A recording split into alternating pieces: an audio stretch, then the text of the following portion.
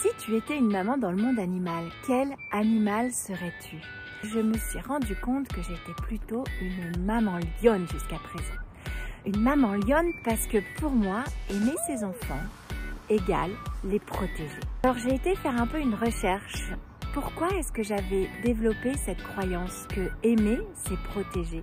Parce que toi qui m'écoutes, peut-être que pour toi, aimer, c'est faire évoluer, c'est accompagner, on peut mettre plein de choses, on peut aimer de plein de façons différentes. Mais moi, je me suis rendu compte que mes enfants, je les aimais en les protégeant.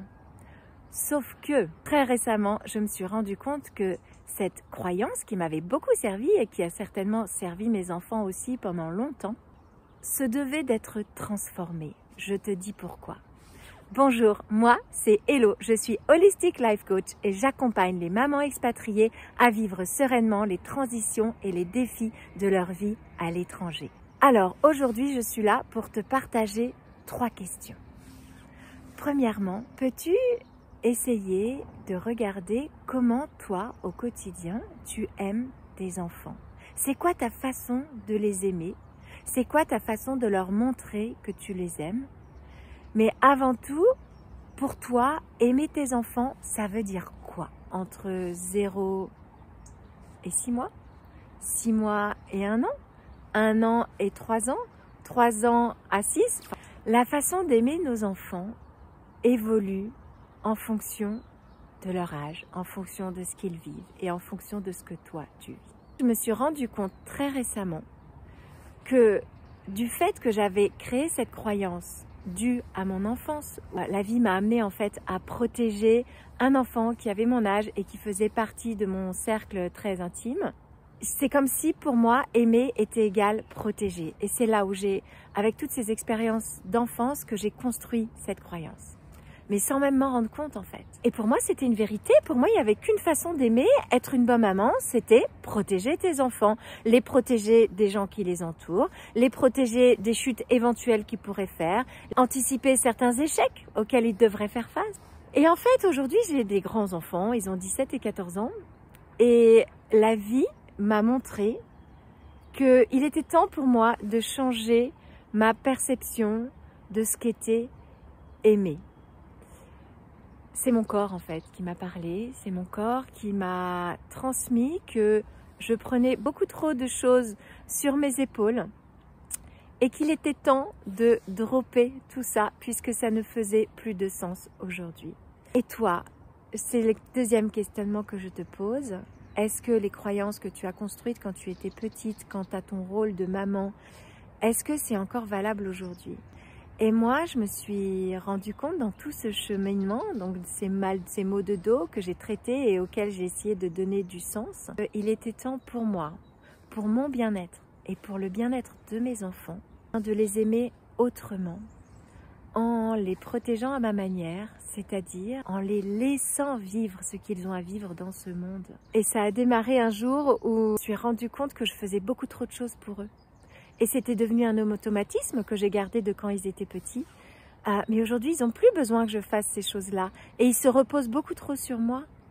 Et par conséquent, avec un commitment avec eux, après une discussion avec eux, je leur ai dit, voilà, moi, aujourd'hui, mon rôle de maman, il va changer parce que vos besoins ont changé et les miens aussi. J'aimerais que vous m'aidiez dans ma démarche.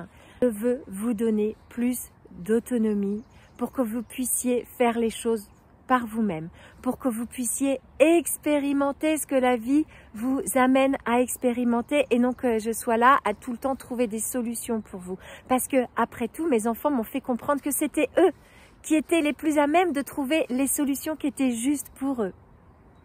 Et moi, en anticipant tout pour pouvoir les accompagner et les protéger, en fait, je leur trouvais des solutions qui ne répondaient pas pour eux, à leurs besoins. Par conséquent, je répondais à mon besoin de les protéger, mais je ne répondais pas à leur besoin de trouver eux-mêmes leurs propres solutions. Et aussi, pourquoi c'est nécessaire de faire ça? Tout simplement parce que faire des erreurs, tomber et se relever, c'est le meilleur moyen d'apprendre la vie. Une troisième clé, pour pouvoir apprendre des expériences que tu vis, il te faut passer au travers, les expérimenter pleinement et trouver toi-même tes solutions. C'est vrai pour toi et c'est vrai pour tes enfants. Et le dernier petit tips que je veux te partager, c'est que bien souvent, tu veux protéger tes enfants de peurs que tu as toi-même. Ce ne sont pas les protéger de leurs peurs à eux, tu projettes les peurs que tu as toi pour eux. Et du coup, en fait, sans t'en rendre compte, tu vas les emmener avec toi dans ta peur, dans tes peurs. Donc le fait d'essayer de trouver une autre façon de leur montrer et de vivre ton amour pour eux, quelque part, ça va t'aider à sortir de tes propres projections, de tes propres peurs. Et donc du coup, d'ouvrir un nouvel espace, une nouvelle énergie pour réfléchir autrement et les accompagner, les aimer autrement en fonction de leurs besoins. Et en fait, la pépite pour moi de cette vidéo, c'est apprends à t'ajuster toi en fonction de tes besoins et en fonction des besoins de tes enfants, en fonction de leur âge, en fonction de ce qu'ils vivent dans leur vie et en fonction de ton âge et de ce que toi tu vis dans ta vie, eh bien, réajuste, révise, redonne du sens profond à l'amour, à ce que tu mets derrière le mot amour. J'espère que cette réflexion qui pour moi m'a grandement servi te servira à faire ton propre chemin.